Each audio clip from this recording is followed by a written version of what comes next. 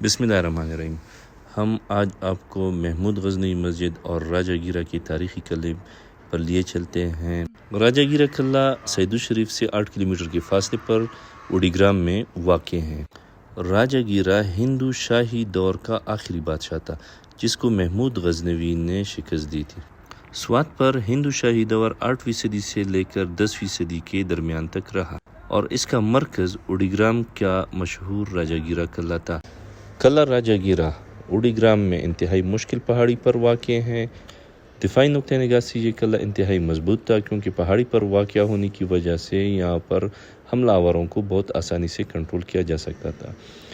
یہاں کے آثار سے پتہ چلتا ہے کہ پوری آبادی راجہ گیرہ دور میں پہاڑ پر ہی آباد تھی جہاں آج بھی پہنچنا انتہائی مشکل ہے۔ محمود غزنوی نے 10ویں صدی کے آغاز میں ہندوستان پر حملوں کے دوران سوات کو بھی فتح کیا۔ یہ ایک مشکل مرحلہ تھا لیکن بالآخر فتح محمود غزنوی کو نصیب ہوئی۔ اس قلعہ کو فتح کرنے کے بعد قلعے کے بالکل ساتھ ہی ایک مسجد تعمیر کروا دی۔ اس مسجد کے ساتھ رہائشی کمرے بھی تھے، مدرسہ بھی تھا اور مسجد کے صحن میں وضو کرنے کے لیے بہترین پانی کی سہولت بھی موجود تھی۔ اب دیکھ سکتے ہیں کہ مسجد ایک وسیع احاطے پر پھیلا ہوا تھا۔ راجہ گیرہ قلعے کی فتح اور اس مسجد کی تعمیر کو اگر ہم سوات میں اسلام کا نقطہ آغاز قرار دیں تو بیجا نہ ہو۔ یہاں سے اسلام پوری سوات میں پھیل گیا اور ہندوازم کا خاتمہ ہو گیا۔ یہ جگہ کتنی اہم ہے اس کی اہمیت کا شاید کسی کو اتنا اندازہ نہیں ہے کیونکہ اسلام کا نقطہ آغاز یا مسلم دور حکومت کا نقطہ آغاز یہ جگہ انتہائی اہمیت کی حامل جگہ ہے۔ ابھی تک کسی نے اس کی طرف توجہ نہیں دی ہے اور یہ آثار مٹتے جا رہے ہیں۔ ہندو شاہی دور میں اس مشکل پہاڑ پر ان کی پوری آبادی تھی۔ یہاں پر جا بجا ان کی نشانیاں ملتی ہیں۔ جہاں جہاں آپ نظر دوڑاتے جائیں وہاں پر آپ کو گھروں کے آثار ملتے ہیں۔ ہندو شاہی دور میں اس پہاڑی کی اوپر سے پانی سپلائی لائن بنایا گیا تھا۔ اب پانی کہاں سے آ رہا تھا اس کا اندازہ نہیں ہے کہ انہوں نے اوپر تالاب بنائے تھے۔ اگر تالاب بنائے تھے تو یہ بارشوں کے پانی سے بھرتے تھے، یعنی اس کے ابھی تک آثار نہیں ملے ہیں، لیکن جو سپلائی لائن ہے وہ نیچے تک آیا ہوا ہے اور پورے پہاڑ میں پانی کا ایک مربوط سسٹم دیا ہوا ہے جس کے آثار جا بجا ہمیں نظر آتے ہیں۔ اس کے علاوہ اوڈی گرام کا یہ قلعہ چونکہ دفاعی نقطہ نگاہ سے ایسی جگہ پر تھا جہاں پر آسانی سے حملہ نہیں کیا جا سکتا تھا، حملہ آوروں کو اوپر سے بہت آسانی سے کنٹرول کیا جا سکتا، تو یہ قلعہ تقریباً محفوظ تھا۔ اس لیے محمود غزنوی کو یہ قلعہ فتح کرنے کے لیے بہت محنت کرنی پڑی۔ اس قلعے پر پہنچ کے پورا سوات ایک پینوراما کی شکل میں سامنے آ جاتا ہے۔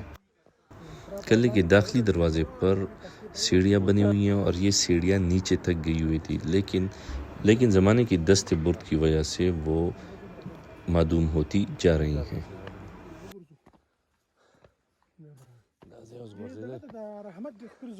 راجہ گیرہ قلعے پر پہنچ چکے ہیں اور نیچے پورا سوات ایک پینوراما کی شکل میں ہمارے سامنے پڑا ہوا ہے۔ اس لیے یہاں کی مضبوطی کا، ہندو شاہی دور کی مضبوطی کا اس سے بہترین مثال نہیں ہے۔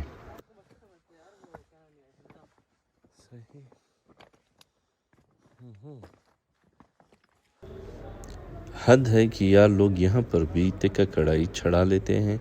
یہاں پہ اس کی تاریخی اہمیت سے بے خبر سیر سپاٹے کے لیے جب لوگ آتے ہیں تو پھر وہ یہاں پر تکہ کڑائی بھی چڑھا لیتے ہیں۔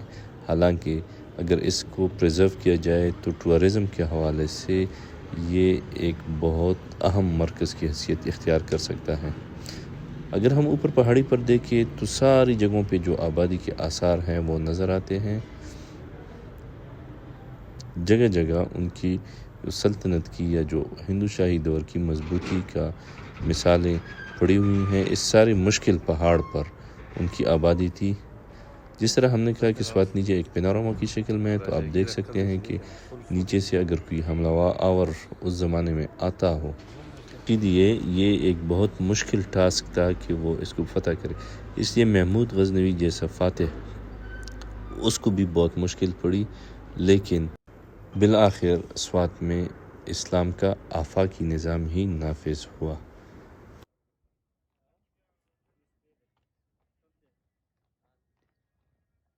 جب ہم نے قلعے کا مشاہدہ کیا تو جگہ جگہ آثار معدومی کا شکار ہوتے جا رہے ہیں.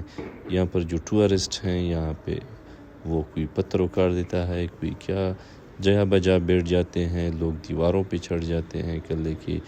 تو ایک تاریخی اہمیت کی حامل جگہ ہم شاید اگلے 10 سے 20 سالوں میں بالکل ہی ختم نہ ہو جائے.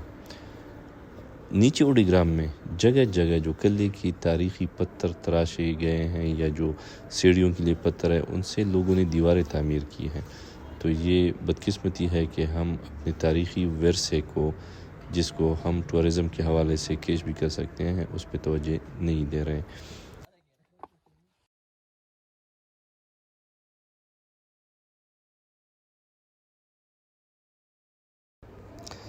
آثار قدیمہ کے محکمے کو اس پر توجہ دے کر اس علاقے کو ٹورزم کے حوالے سے بہت پروموٹ کیا جا سکتا ہے اور پاکستان کی اکانومی، سوات کی اکانومی، کے پی کی اکانومی میں ایک شاندار اضافے کا ذریعہ بھی بن سکتا ہے.